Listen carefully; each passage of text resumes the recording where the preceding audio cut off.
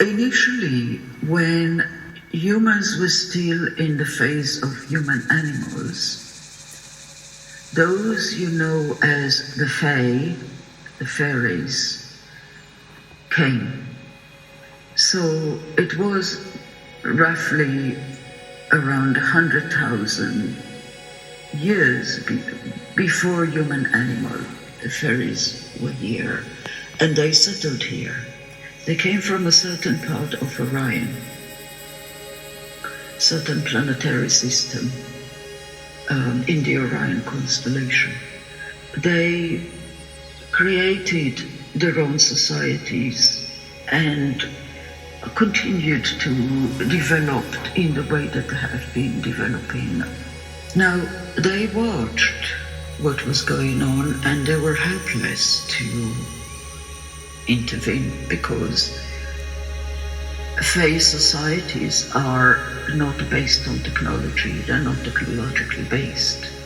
For the Fae, the connection is with nature and the workings of nature and the grand magic that comes from nature and working with the consciousness of the earth. You would not be able to conceive of in this day and time the grandeur of what was created by the Fae here, which was, one could say, was created as a symphony for the adoration of nature. Yes, and it was very beautiful and very pure. Now, when we say pure, we do not mean that they were pure. The way that they worked with the magic of earth was very pure. However, within themselves, there were wars, there were skirmishes, and there were big battles and small battles, and that was there. It's not as if they were perfect, yes, in any way, shape or form. They had their own issues which they were dealing with. However, it was not done in the way that you see in your society. The law enforcement in your society was something very, very different, because the Fae until today work with hierarchies. Yes, so the hierarchies are very established. However, they are hierarchies of love and support rather than of control and domination, which is what is happening here on Earth right now. Yes, so it was a very, very different structure. And they have been observing, unable to help, when they were aware of what was going on, and at that time the veils were not there as they are today. Today it's very much a parallel world to you, and unless you can train your eyes to a journey and see into that parallel world, you will not see them, because they exist on different frequencies. You share time, but you don't share space. You're both here, but you are in different dimensions, if you like. Much like you're out of phase mostly with extraterrestrials. So your eyes cannot see what you call UFOs, the space vessels. Your eyes cannot see the actual extraterrestrials until something happens and you're able to calibrate your brain so that you can perceive extraterrestrials and you can perceive the Fae. Again, it's different frequencies. With some experiences that people have had all over the years on this planet, many times the Fae were mistaken for extraterrestrials and extraterrestrials were mistaken for Fae, because simply the person was all of a sudden, for whatever reason, had an opening and their eyes were calibrated that they could see, and it was left to them to describe what they saw, and if they thought, well, this was a fade, and then that's how they describe it, and if they thought this was extraterrestrial, and again, that's how they would describe that. in many ways they are quite humanoid, although, unlike you, they have the ability to shape-shift. And they can appear it can appear humanoid and very beautiful humanoid, male or female. They can shift between gender according to what suits them at the time when they're communicating. They can shift between ages. They travel very elegantly and very smoothly along the time-space continuum.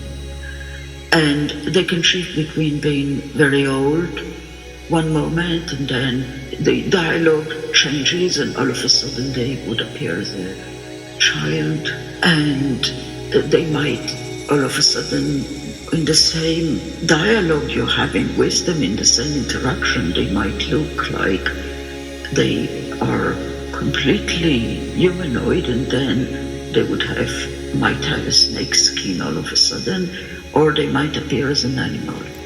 And sometimes when you have deep interaction with animals in the wild, the interaction can be not an animal, but a fae who chose to present itself to you as an animal. They are very, very fluid with their appearance. So there has been, over the many, many generations, that people encountering other dimensional beings, there have been some errors along the way of the identification of who they were encountering. So what we'd like to continue with is the human part of the evolution. And so throughout that time, there were some interactions here and there between fairy or the fae and humans as they started to evolve into the fully erect human. Yes. And one of the places where many humans settled was what then became Lemuria. Now, the humans who ended up on Lemuria did so because they were invited there by the Fae. The Fae settled there first and have been there for millennia. Initially, it was only a few individuals who were able to see the Fae and communicate with them, but as time progressed and the Lemurian culture itself became nature-based, they were not technologically advanced in any way at all. The whole of the culture was birthed out of what they have learned from the Fae. There were those, the seers, the wise ones, who were able to see them, and they then became the teachers for this new culture that started to emerge on Lemuria. From its inception, it was quite similar in many ways to Fae cultures. It took many, many thousands of years for the human Lemurian society to evolve in the way that it has evolved. And there were magnificent structures on Lemuria known as the crystal cities. The crystal cities were places of learning. The Lemurians had destinies that were known, and again, those destinies came for the most part from the traditions of fairy. And so they had the destinies of the dreamers and the dream weavers and the witnesses that were like walking libraries, and they had the guardians of the light and the keepers of the flame, and they had the healers, yes, and they were on different crystal cities where all these things were taught to a level of mastery, and then they would walk upon the earth and they would be fulfilling their destiny in that particular lifetime. Now, through all of the many thousands of years, what started happening as a result of the culture being very pure, of very, very high frequencies of light, what started happening is the veils started to dissolve between fairy and human. And as a result of this, humans started openly meeting with fairy, and fairy openly meeting with human, living in what you would call today a Garden of Eden. And that Garden of Eden, which exists in most of your cultures on Earth today, is probably the only remembrance that you have of Lemuria. What was happening, because the veils were dissolving and it became a completely open society, fae and human, there were many intermarriages, and the children who were born were half fae and half human. This went on, as we said, over many thousands of years, not in the beginning, but from, let us say, around a third of the time span of Lemuria, there were this very open relationship, and they lived and they worked together. When the generations of children that were half fairy came, then the advancement of the culture was accelerating continuously. Now, at a certain point, the evolution has reached its peak, and there was a phase, again lasted many, many years, in which it was clear that the intention of Lemuria herself and all those who lived there was to ascend. Yes, so Lemuria was not finished in a destruction. Lemuria ascended because the frequencies were so high. It could not be maintained on the physical level anymore. It was becoming harder and harder to remain physical in those times. So the natural step in the evolutionary journey would have been to step into the non-physical.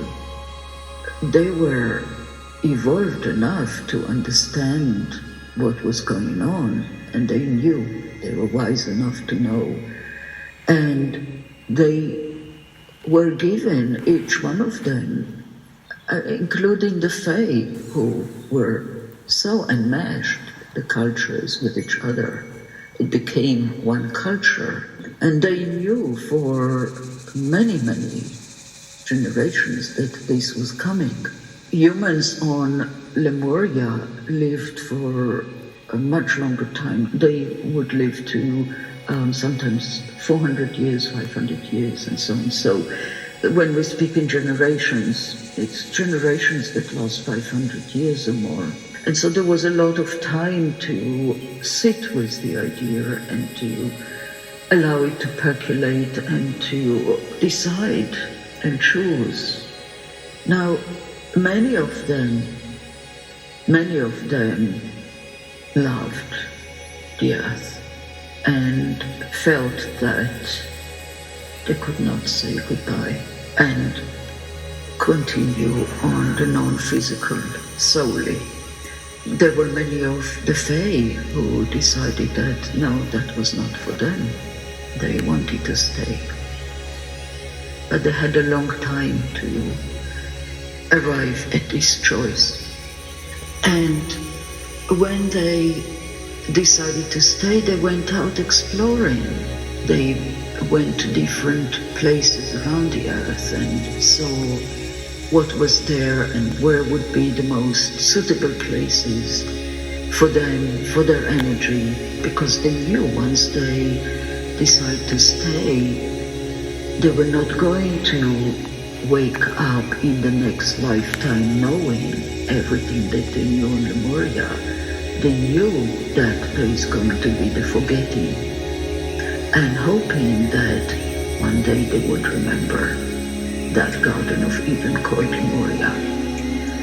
And so for the evolution of consciousness, it was probably the most important choice ever made for a particular consciousness to ascend to the light or to remain on earth, because remaining on earth meant forgetting and starting again.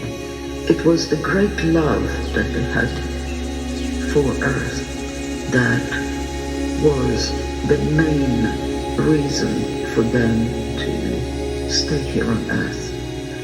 And also they knew that there was going to be the experience of Atlantis. They knew that there was going to be a world that is going to be very, very different. And they wanted to take part in what was going to come. They wanted to have a voice. And the voice is awakening now, the voice of Lemuria. And it is seen by people such as yourself, who is connecting to plant medicine. All this big movement of plant medicine, shamanism, or whichever way you call it, is something that has begun because of the re-remembering of Lemuria and the connection to nature. Around the world today, people are working with nature in the many, many different ways that one would work, from charities such as Greenpeace to people all over the world doing incredible things to help your earth. And most of you, we would say perhaps 85% of those that ended up on Atlantis were originally Lemurians, of those that decided to stay, and spreading. And one place that they ended up making a home for themselves was what today is Ireland, and that connection to Arthur the Danann and the fairies, that is very, very strong on that island, and in other places. Yes, that wasn't the only place, but it was very, very much a place that was chosen very deliberately. The fairies have settled on Ireland much, much earlier, before humans. Yes, and then human came much later.